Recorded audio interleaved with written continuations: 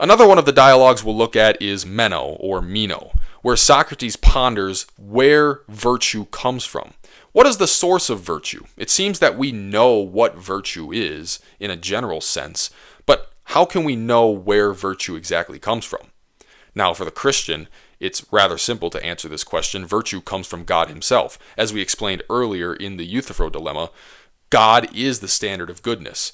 God is himself good. So therefore, whatever is good or virtuous comes from God and is consistent with the nature of God. That's the Christian answer. Yet Socrates, because he's not a Christian, goes through this whole discourse and this dialogue trying to find the solution of where virtue comes from. And that leads us to the very last section of the dialogue when Socrates makes this quote. To sum up our inquiry, the result seems to be, if we are at all right in our view, that virtue is neither natural nor acquired, but an instinct given by God to the virtuous. Nor is the instinct accompanied by reason, unless there may be supposed to be among statesmen someone who is capable of educating statesmen. Now that bolded section there is the one that I want to look at. Virtue is neither natural nor acquired, but an instinct given by God to the virtuous. Now, as a Reformed Christian myself, a Presbyterian, I was especially excited to see this quote because it is surprisingly consistent with the Reformed understanding of original sin under the terminology of total depravity. It's also consistent with Augustine's basic understanding of original sin, which I would say is identical to the modern Reformed understanding of original sin. But I digress, as that's not the point I'm trying to make here.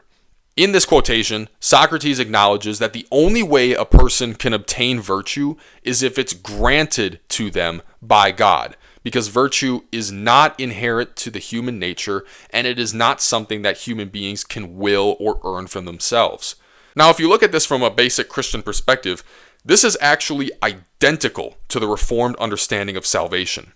Because of the original sin that we inherit when we are conceived and born into this world, human beings are so corrupt in sin that they are unable and unwilling to turn to God for repentance, for faith, in this case, for virtue.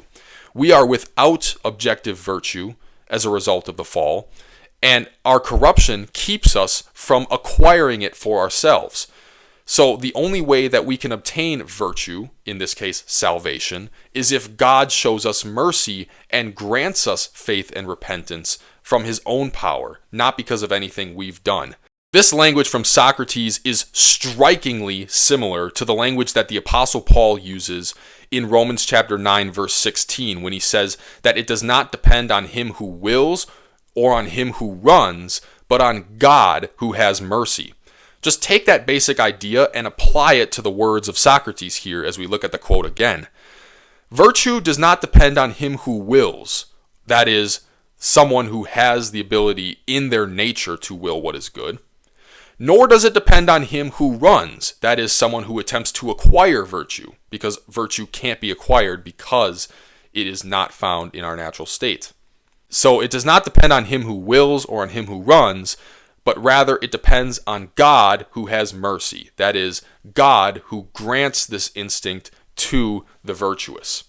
Now, just as a quick objection, someone might say, well, God is only granting virtue to those who are already virtuous, as it says here in the quotation. This is similar to the modern Arminian idea of salvation, that God knows who is going to believe in him in the future, and therefore he grants them salvation, knowing that they are going to choose him for that way. In response to this, I would just appeal again to the first part of the bolded section. Virtue is neither natural nor acquired. So if we don't come into the world with virtue, and we can't acquire it in any way, then how else can we obtain virtue unless God grants it to us? When Socrates says that God grants virtue to the virtuous, he is stating that the people become virtuous as a result of God granting them virtue, not the other way around where God grants them virtue because they were already virtuous. For how could they have been virtuous if they didn't already have virtue to begin with? And if they couldn't be born into the world virtuous or acquire virtuous for themselves, then there is no way they were virtuous before God granted them virtue. Therefore, only the Reformed understanding of salvation is consistent with Socrates' words here. In conclusion, from a Christian perspective, In alignment with the words of Socrates, God is the source of salvation. Salvation is not inherent to human nature. It is not something that can be willed or earned by human beings. It can only be granted to human beings by the free gift of mercy that God bestows on whomever he decides to bestow mercy to. Read Romans chapter 9.